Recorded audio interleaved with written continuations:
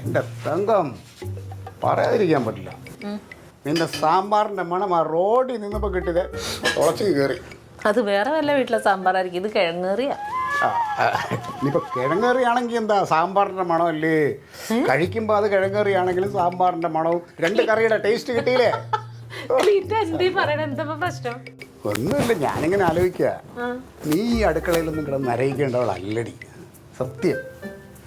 അത് ഇന്ന് അപ്പുക്കുട്ട സാർ ഒരു കാര്യം കൂടെ പറഞ്ഞപ്പോൾ എനിക്കത് കുറച്ചുകൂടെ ഞാനത് ചിന്തിച്ചത്. എന്ത് പറഞ്ഞു സാർ? ചിലപ്പോൾ പറയുന്ന കാര്യങ്ങളൊക്കെ വളരെ ഗൗരവമുള്ള കാര്യങ്ങളാണ്.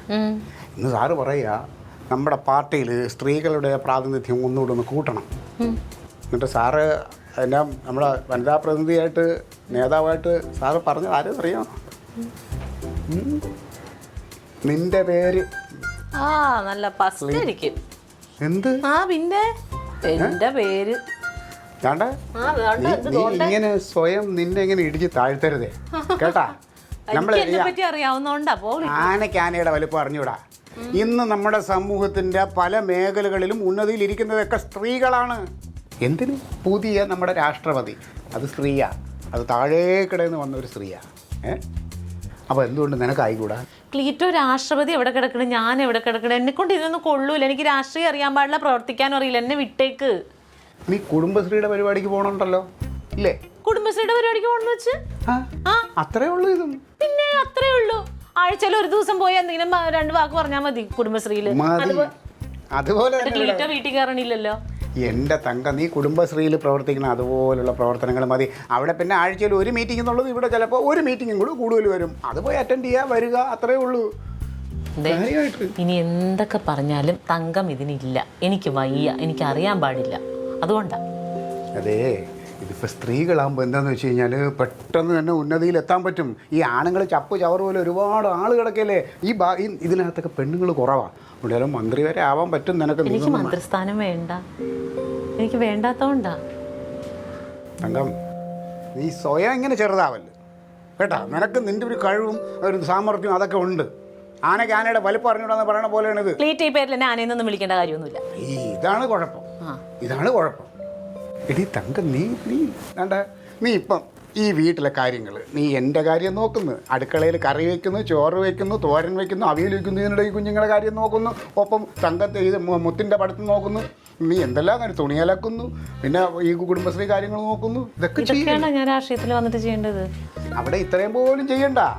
എന്റെ ക്ലീറ്റോ, ഒരു പേപ്പർ കൊണ്ടൊന്ന് വായിക്കാനായിട്ട് എനിക്കറിയാൻ പാടില്ല ഇംഗ്ലീഷിൽ. വായിക്കരുത്. ഞാൻ പഠിച്ചിട്ടില്ലല്ലോ ക്ലീറ്റോ. പഠിത്തം വേണ്ട, രാഷ്ട്രീയത്തിന് പഠിത്തം വേണ്ട. പഠിച്ചു കഴിഞ്ഞാൽ പഠിച്ചു കഴിഞ്ഞാൽ പിന്നെ കൺഫ്യൂഷനാണ് നമുക്കിവിടെ എന്ന് പറഞ്ഞു കഴിഞ്ഞാൽ എന്താണ് ചെയ്യേണ്ടതെന്നുള്ള നമ്മുടെ നേതാക്കന്മാർ പറയും, അല്ലെങ്കിൽ ഞാനൊക്കെ പറഞ്ഞു തരും. അതുപോലെ അങ്ങ് ചെയ്താൽ മതി.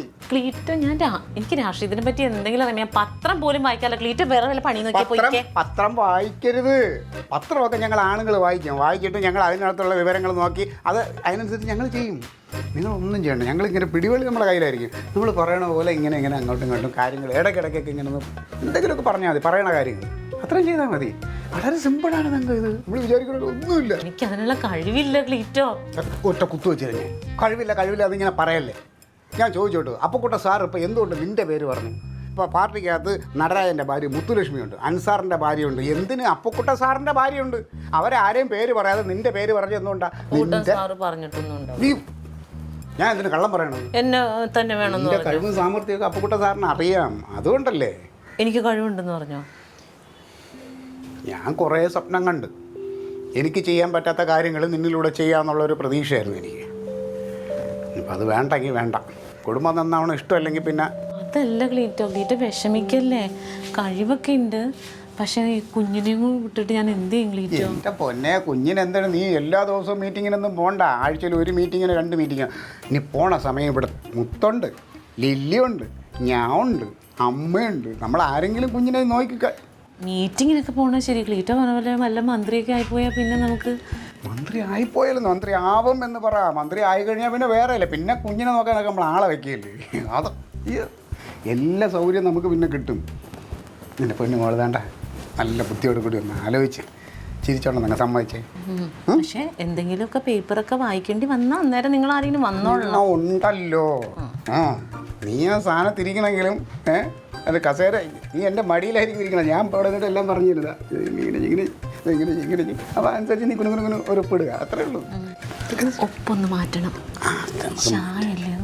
ഷൂ ആക്കാം. ഷായുടെ കൂടെ ഒരു ഷൂവും കൂടെ ഇട്ട്